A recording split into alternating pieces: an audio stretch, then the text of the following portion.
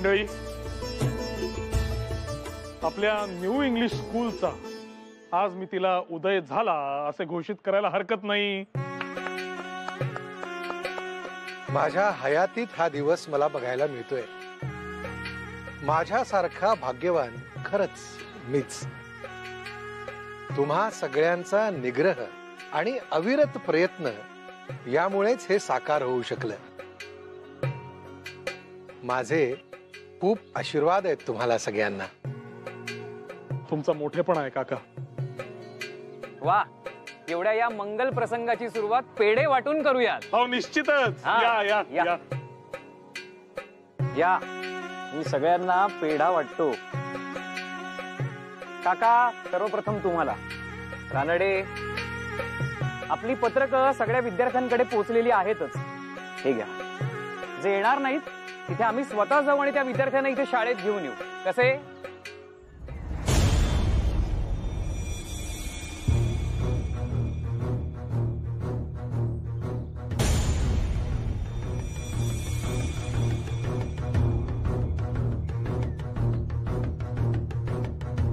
Surprise! What happened? Come on, I'm waiting for the sweets. I heard you guys are opening a school. And what is the name of your school? New English School.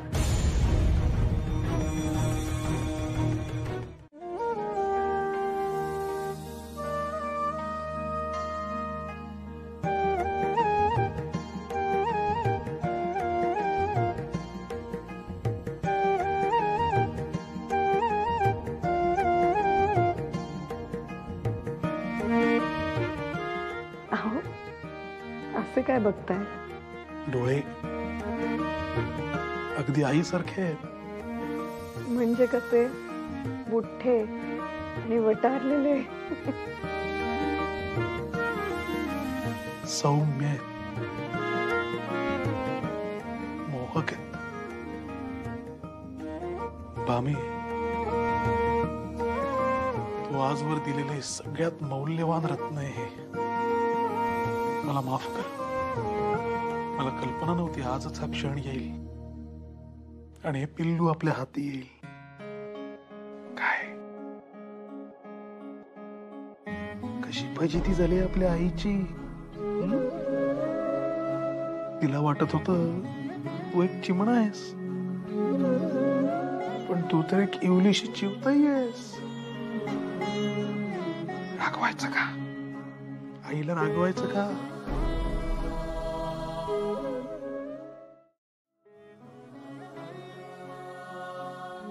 असा चेहरा पाहिला ना की बाळणपणाच्या सगळ्या वेदना विसरून जायला होतात. आपले सगळे विश्व या एकाच धाग्याभोवती फिरते हे मला नव्याने जाणवले. आपण स्वतःलाच इतक्या लहान रूपात समोर पाहतो आहोत असे जाणवते.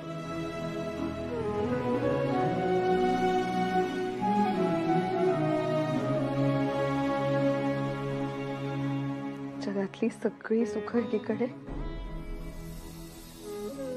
आणि आई होण्याचं समाधान एकीकडे. काय मग जीवते, कोणासारख्या होणार तुम्ही? आईसारख्या का बाबांसारख्या? दोघांसारख्या.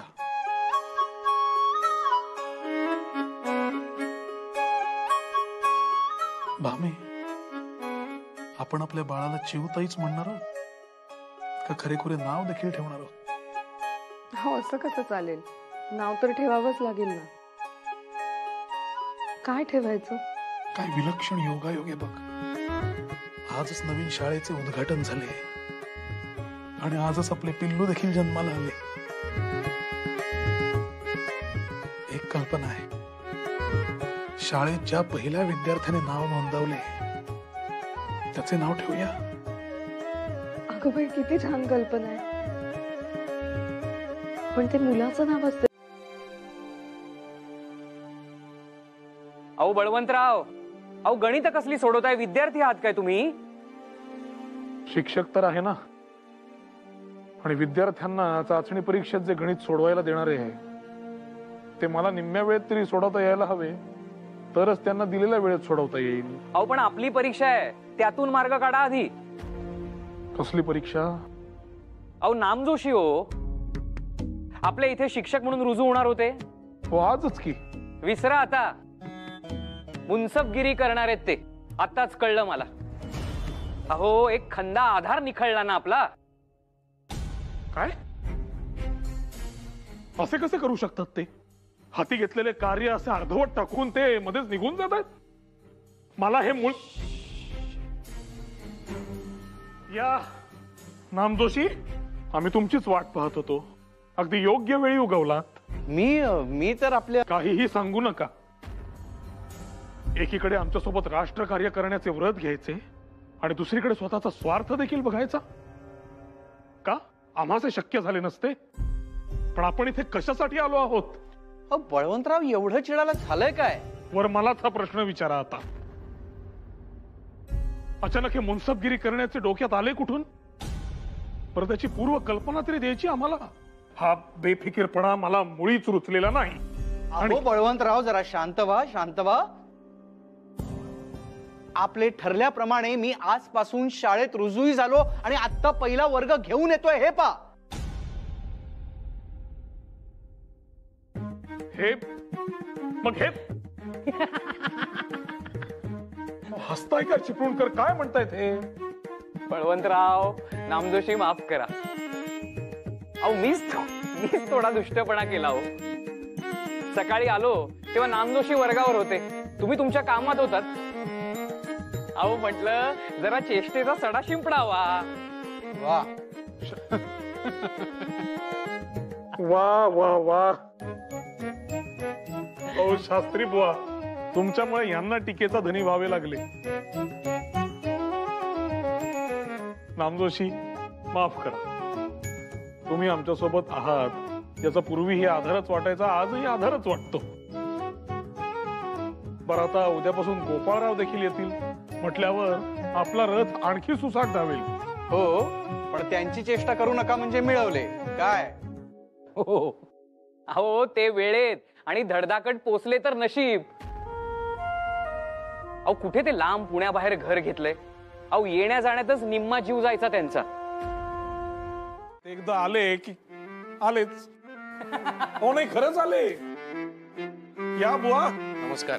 खर तर तुमच्या स्वागतासाठी अत्तराची व्यवस्था करायला हवी. आत्ताच तुमच्याबद्दल विषय झाला. म्हटलं पहिला दिवस असूनही अजून आले कसे नाही? इतका उशीर कसा झाला? आता तुम्हाला तर माहितीये की ते लांबून यावे लागते. हा पण आज शाळेत माझा पहिला दिवस असल्या कारणाने मी तुमच्या सर्वांसाठी मोदक घेऊन आलो. अहो मग हे आधी नाही का सांगायचे? वा शास्त्री बुवा, मोदक आपल्या सर्वांसाठी आहेत एवढं ध्यानात ठेवा म्हणजे झालं. नाही तुम्ही आधी घ्या, नाही तर पोटात दुखायचं आमच्या. या. वा वा वा. तुम्ही खाऊनच आला असाल. द्या हो.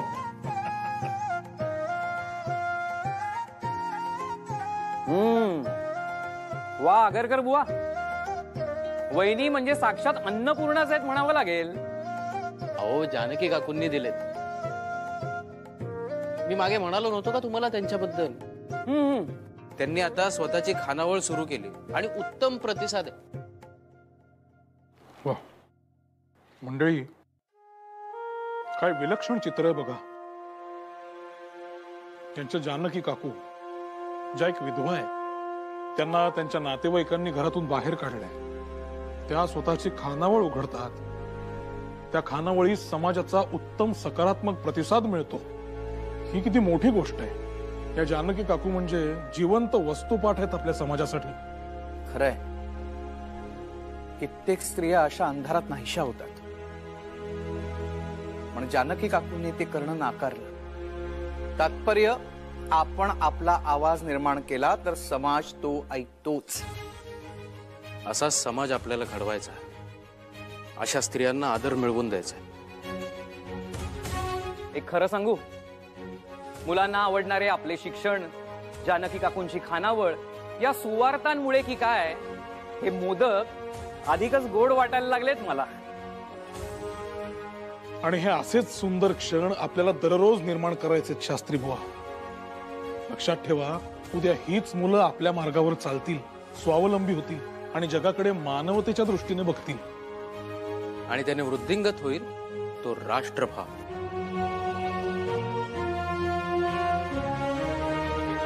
बळवंतराव, आर्थिक विवंचना काय असते याची कल्पना नाहीये तुम्हाला, तुमच्या सुदैवाने.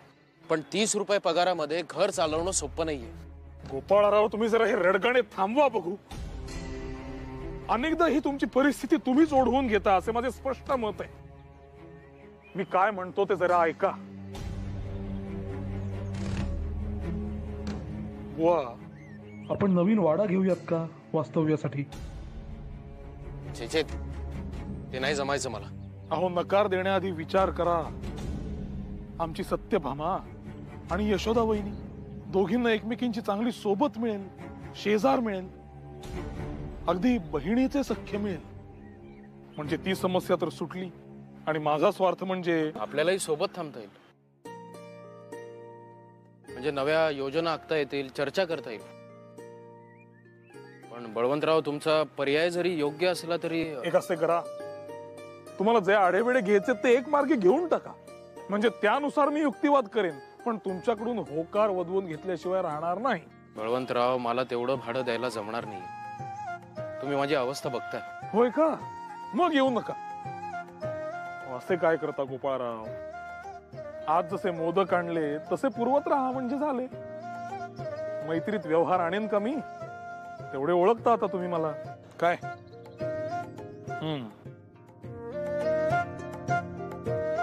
ठीक आहे. म्हणजे भामाचे स्वप्न सत्यात उतरणार. स्वप्न? अहो, आज काय झाले?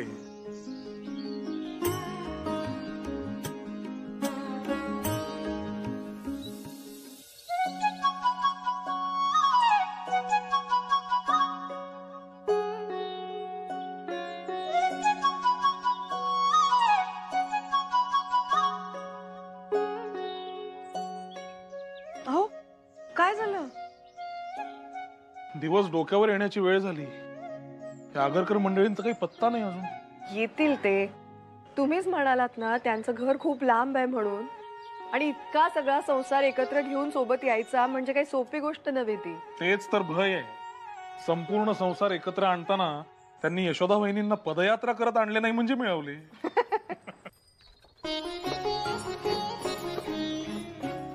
हे बघा, आले तुमचे मित्र. या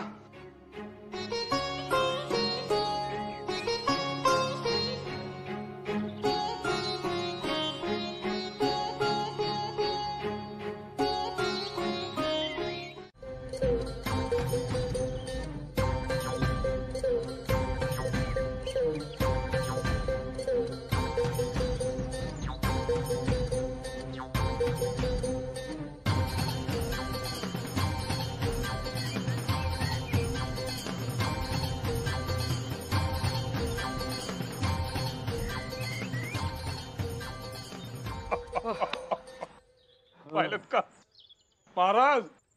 वाडा पुढचा. नको नको नको बळवंतराव, नको नको नको नको. मला वाढाव बरं का मंडळी. लाडू क्रमांक 21 माझ्या पोटात जाण्यास उत्सुक आहे. खातोय, पण त्याआधी हे जाहीर करा की बळवंतराव तुम्ही विजयी झालात आणि आम्ही तुम्ही विजयी झालात, तुम्ही विजयी झालात. 21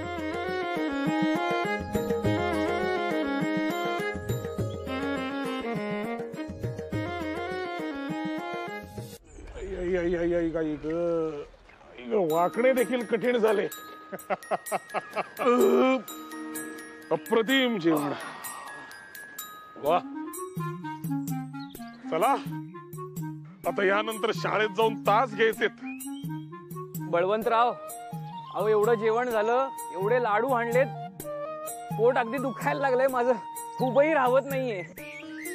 मग जरा चाला काही वेळ, किंवा एक काम करा, आराम करा आजच्या दिवस. येऊ नका एक वेळ शाळेत. आजच्या दिवस आम्ही आगरकर सावकाश. बळवंतराव माझ्या पोटात मळमळतंय खूप. चला जरा चला. नाही नको, मी घरी जातो. अहो आगरकर बुवा, मला तर लाडू खाऊन एवढी झोप आलेली आहे, 2 पावलंही चालवणार नाहीत. इथेच झोपी जावं असं वाटतंय. आपटे वर्ग नाही का घ्यायचे? तुम्हाला त्रास होतो ना? चला मी तुम्हाला वैद्यभवनकडे घेऊन जातो. चला चला आपटे अण्णा, आपण वैद्य- आम्ही बळवंतराव, तास तुम्हीच घ्या बरं सगळे आज. हा, मी जाऊन विश्रांती घेतो. चला चला तुम्ही बोलत वैद्यभवनकडे जाणे इतके झाले काय? येतो हा बळवंतराव, चला या. सगळे गेलात तर मी तरी कसे, म्हणजे एकटा कसे होऊ? करावे लागेल बळवंतराव, करावे लागेल. चला. परमेश्वरा, तुम्ही सगळे मगाशी एका पाठोपाठ एक कट असल्यासारखे निघून गेलात, तेव्हाच मला शंका आली काहीतरी काळे बेरे असणार. अहो बळवंतराव, अहो पैज लावून तुम्ही आम्हास हरवले, म्हणून ठरवलं आम्ही सगळे एकत्र येऊन तुम्हास हरवू. अहो पण कसले काय, इथे देखील तुम्ही आम्हास धूळ चारलीत. अहो तुमच्या दुर्दैवाने मला पराभूत होणे मान्यच नाही. पण टिळक, साष्टांग दंडवत तुम्हाला. आज सारे वर्ग ज्या तऱ्हेने तुम्ही हाताळले ते वर्णना पलीकडचे आहेत. तुमच्यासारखा ज्ञानी लाभला हे या देशाचे भाग्यच आहे. नाही नाही नाही हो, ही तुमची अतिशयोक्ती झाली. परंतु तुमच्यासारखे महारथी माझ्याबद्दल इतके चांगले शब्द बोलतायत, म्हणजे मी गेल्या जन्मी नक्कीच काहीतरी चांगले कृत्य केलेले असावे असं म्हणायला हरकत नाही. इथेही मेहनत बुद्धी जात नाही, आम्हालाच महारथी बनून मोकळे झाले. गुरुजी, एक गंभीर बातमी आहे. काय? सार्वजनिक काकांची प्रकृती अतिशय चिंताजनक आहे. काय? हो.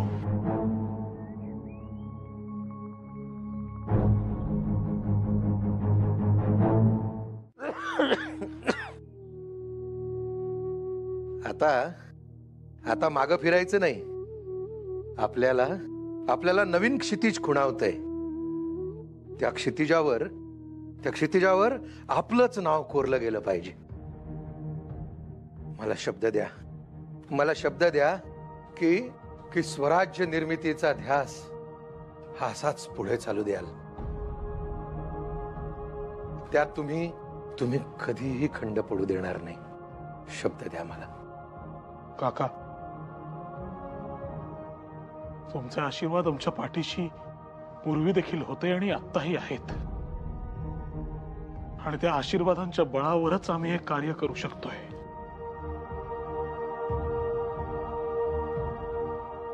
तुमच्या तरुणांच्या हातामध्ये या देशाचं भवितव्य सुरक्षित आहे याची खात्री आहे मला. काका,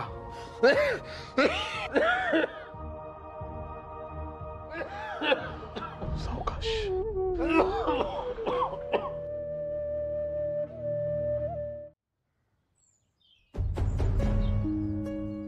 चला या रे या. गुरुजी, तुम्ही सांगितल्याप्रमाणे सगळ्या मुलांना घेऊन आलो इथे. अरे वा वा वा, या या या, बसा बसा या. शाबास. तर मला कोणी सांगू शकेल का की आज आपण इथे तास का घेणार आहोत ते? हरकत नाही. काय आहे की मला थोडा दम्याचा त्रास आहे, त्यामुळे असं मोकळ्या हवेत बसलं ना की एकदम बरं वाटतं. असा मोकळा श्वास घ्यायला आवडतो मला. म्हणून म्हटलं चला आज आपला मॅट्रिकचा वर्ग आपण इथेच घेऊया. चालेल ना तुम्हाला? होय गुरुजी. छान, उत्तम. पर मला सांगा, तुम्हाला कोणाला दम्यावर काय उपाय करता येतील याची माहिती आहे? म्हणजे तुमच्या घरी शेजारी पाजारी कोणाला जर दमा झाला असेल तर ते काय करत असतील? अरे श्रीरंग, तुझ्या मोठ्या भावाला दमा आहे ना, काय केलं त्याने? वैद्यांकडून औषधं घेतले त्यांनी. वैद्यांकडून औषधं मी पण घेतोय, पण त्यांनी बरा होत नाहीये. तुम्हाला सांगतो, एकदा एक गृहस्थ मला भेटले आणि त्यांनी मला काय सांगितलं माहितीये? ओव्याची विडी ओढा, चटकन दमा नाहीसा होईल. पण आता आपण ठरलो कच्चे खेळाडू, विडी ओढायचं दूर राहिलं, ती बनवायची कशी हे देखील माहिती नाही मला. हो बाबा, या बाबतीत आपलं ज्ञान शून्य आहे. हो गुरुजी, एवढं काही कठीण नाही ते. हो का? मी माझ्या स्वार्थासाठीच विचारतोय. ती विडी जर मला ओढता आली ना तर हा दमा कायमचा हद्दपार होईल माझ्या आयुष्यातून आणि माझं आयुष्य सुखकर होईल. गुरुजी तुम्हाला माहितीये? हो. अरे वा, छान, उत्तम. या या इकडे आहे ते. या, घाबरू नका, पुढे या. सांगा बरं, कशी तयार करता? सांगतो गुरुजी. तुम्ही झाडाची वाळलेली पानं घ्या आणि त्यात सगळं ऐवज भरा. ऐवज? कुणी तंबाखू घेतं. तंबाखू? तुम्ही ओवा घ्या. बर, मग पुढे? तो ओवा त्यावर ठेवायचा एका रेषेत. हा. आणि त्या पानाची सुरनळी करायची आणि ती एका बारीक दोऱ्याने बांधायची. झाली विडी तयार. अरे इतकं सोपं आहे. मग आपण एक काम करू, आत्ता इथे विडी तयार करू. इथे? हा.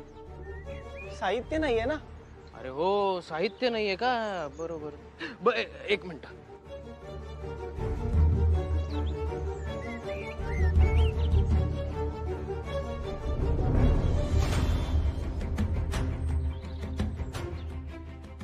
याचं काही करता येईल का?